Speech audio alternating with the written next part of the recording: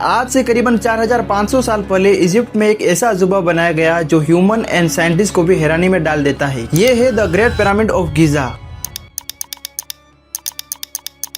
अब आप इमेजिन करके देखो कि आज से करीबन 4500 साल पहले इजिप्ट के लोगों ने इस पिरामिड को बनाया कैसे होगा, क्योंकि उस जमाने में ना कोई क्रेन्स और ना कोई बुलडोजर। आखिर ये टेक्नोलॉजी उस जमाने में आई कैसे? इन्होंने ऐसा पिरामिड बनाया जो हजारों साल बाद भी आज तक खड़ा है। इस पिरामिड की ऊंचाई करीबन 147 मीटर है। The great pyramid of Giza को बनाने के लिए इतने भारी भरकम पत्थर यूज किए गए थे कि इस बिल्डिंग का वजन करीबन 6 मिलियन टन बताया गया है। अगर हम इसे आज की बिल्डिंग बुर्ज खलीफा से कंपेयर करें तो उसका भी वजन सिर्फ 5 लाख टन है। अब सबसे हैरानी की बात तो ये है कि आखिर इन पिरामिड्स को बनाया कैसे होगा जो इतनी तेज गर्मी, तूफान और बारिश में एक जैसे खड़े हैं। द पिरामिड ऑफ गीजा जो कि नाइल नदी के किनारे लोकेटेड है। अगर आप इस लोकेशन को जूम करके ध्यान से देखोगे तो यहाँ आपको 3 सबसे बड़े पिरामिड्स देखने को मिलेंगे। अब इन तीनों में सबसे बड़ा है the great pyramid of Giza. कहा जाता है कि यहाँ के राजा कुफू के लिए ये पिरामिड्स बनाया गया था। The great pyramid of Giza से छोटा है पिरामिड ऑफ काफरे। अब इनमें से तीसरा सबसे छोटा है पिरामिड ऑफ मेनकोरे। अब दोस्तों यहाँ पर केवल 3 पिरामिड्स ही नहीं बल्कि इसके आसपास टोटल 118 पिरामिड्स देखने को मिले हैं। इनमें से कुछ पिरामिड्स तो बिगड़कर टूट चुके हैं, लेकिन मैं आपको बता दूं ये तीनों पिरामिड्स आज भी वैसे के वैसे खड़े हैं। नमस्कार साथियों, आज की वीडियो में मैं आपको बताऊंगा कि ये पिरामिड्स क्यों, कैसे और किसने बनाए थे,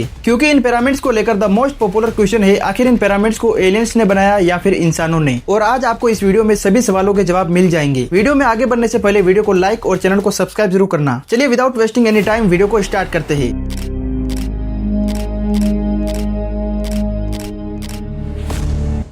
अब चलते हैं आज से करीबन 4500 साल पहले। उस टाइम पर इजिप्ट के लोग आफ्टर लाइफ में विश्वास रखते थे और इनका मानना था कि मरने के बाद हमारे राजा देवता बन जाते हैं और जिन लोगों ने अच्छे कर्म किए होते हैं वो हमेशा जिंदा रहते हैं इस आफ्टर लाइफ में। कहा जाता है कि जब यहाँ का राजा मरता था तो राजा की बॉडी को मम्मीफाई करके इस बॉक्स के अंदर रखा जाता था। और अगर मैं इसे दूसरे शब्दों में कहूँ तो टॉम्स ऑफ फेरोज यानी राजाओं की समाधि। मरने से पहले वहाँ के राजा उस समाधि के अंदर बहुत सारे कपड़े, भोजन, फर्नीचर और खजाना रखते थे और इनका मानना था कि मरने के बाद ये सारी चीजें हमारी आफ्टर लाइफ में काम आएगी। इसलिए इन पिरामिड्स का डिजाइन ऐसा रखा गया कि पिरामिड्स का ऊपरी हिस्सा नुकीला रखा था ताकि हमारे राजाओं की आत्मा वहां से स्वर्ग तक पहुंच सके। लेकिन अब आता है सबसे बड़ा मिस्टीरियस सवाल, आखिर इन पिरामिड्स को बनाया कैसे होगा? एक्चुअली उस जमाने में 147 मीटर इस इमारत को बनाने के लिए बड़े बड़े पत्थरों का यूज किया गया, जिनका वजन अपने आप में ही 2.5 टन से लेकर 80 टन का माना जाता है। उस जमाने में ना ही कोई टेक्नोलॉजी और ना ही कोई पहियों वाली गाड़ियां थी जिससे इन बड़े बड़े पत्थरों को इतनी ऊंचाई पर ले जाया जा सके। कहा जाता है कि the great pyramid of Giza को बनाने के लिए करीबन 20 सालों का समय लगा। और मैं आपको बता दूं जो लोग इस पिरामिड को बनाने में काम कर रहे थे वो पूरी तरह हाईली स्किल्ड लेबर थे। अगर टोटल्स में इन लेबर्स की गिनती की जाए तो करीबन 30,000 लेबर्स इस पिरामिड को बनाने के लिए लगे थे। The great pyramid of Giza को बनाने के लिए इन लोगों ने दिन में लगातार 10-10 घंटों तक काम किया और इन पिरामिड्स को बनाने के लिए लगभग 3 प्रकार के पत्थरों का यूज किया गया, जिनमें से प्रमुख है लाइमस्टोन, ग्रेनाइट और मोर्टार। इनमें से ग्रेनाइट सबसे बढ़िया किस्म का पत्थर था। एक थ्योरी के हिसाब से ज्यादातर इन पत्थरों को आसपास के एरिया से ही लाया गया, जो करीबन 800 किलोमीटर दूर से। अब सबसे बड़ा सवाल ये है कि इन पत्थरों को इतनी दूर से लाया कैसे गया, क्योंकि उस जमाने में ना कोई टेक्नोलॉजी थी और ना ही कोई गाड़ियां। और हम जैसे आम इंसान ये कहते हैं कि उस जमाने में पत्थरों को शिफ्ट करने के लिए शायद एलियंस की मदद ली गई होगी। लेकिन मैं आपको एक थ्योरी के हिसाब से बता दूं, इतनी दूर से पत्थरों को लाने ले जाने के लिए इस डिजाइन की राफ्ट सी बनाते थे जो पानी पर तैरती थी दोस्तों। लेकिन इसके बारे में एक इंटरेस्टिंग थ्योरी ये भी है जो हमें रिसेंटली में पता चली, जब डेनियल बॉन्ड को ये पता चला कि उस जमाने में अगर रेत में सही मात्रा में पानी मिलाकर गीली की जाए तो उस पर किसी भी भारी भरकम चीज को ले जाना आसान होता है। ये सब इन्हें इस पेंटिंग से पता चला जो 1920 में मिली थी। लेकिन दोस्तों सवाल एक और आता है कि पत्थरों को वहाँ तक तो पहुँचाना ठीक है, बट इन पत्थरों को एक के ऊपर एक रखा कैसे गया बिना किसी मशीनों से? और आमतौर पर लोग यही समझते हैं कि इन पत्थरों को एक के ऊपर एक चढ़ाने के लिए इस प्रकार की व्हील्स का उपयोग किया गया होगा। जैसे कि दोस्तों मैं आपको बता दूं, इस प्रकार की व्हील्स का आविष्कार उस जमाने में उस टाइम पर नहीं हुआ था, तो आखिर ये लोग इसका यूज कैसे कर सकते हैं? अब फिर से हमारे सामने एक न्यू थ्योरी आती है। इन्हें ले जाने के लिए रेमोस के अनोखे सिस्टम का यूज किया गया। उस जमाने में शायद इस प्रकार के रेमोस को बनाया होगा जो ग्राउंड से लेकर टॉप तक जुड़ा हुआ था, जिससे आसानी से इतने बड़े बड़े पत्थरों को ऊपर ले जाया जा सकते हैं और अंत में इस प्रकार का एक बड़ा पिरामिड्स बना होगा। दोस्तों मैंने जितनी भी थ्योरीज इस वीडियो में बताई है वो सारी आज भी मिस्ट्री बनी हुई है, क्योंकि इन थ्योरी को आज तो कोई फुल एक्सप्लेन नहीं कर पाया है। The great pyramid of Giza का सबसे मोस्ट पॉपुलर सवाल है जो आज तक खुद साइंटिस्ट को भी सवालों के घेरे में डाल देता है, क्योंकि इन पिरामिड्स को इस प्रकार डिजाइन दिया गया कि इनकी चारों दिशा ईस्ट, वेस्ट, नॉर्थ, साउथ में परफेक्टली पॉइंट कर रही है। अब इतने सारे सवालों के घेरे में फंसने के बाद आमतौर पर लोग यही कहते हैं इन पिरामिड्स को शायद एलियंस ने बनाया होगा, क्योंकि ये कभी कोई संभव ही नहीं है कि ऐसी बिल्डिंग्स कोई इंसान बना दे। अब दोस्तों यहाँ तक वीडियो देखने के लिए आपका बहुत बहुत धन्यवाद। एंड अब आप मुझे कमेंट में जरूर बताना कि आप इस पिरामिड को लेकर क्या सोचते हो।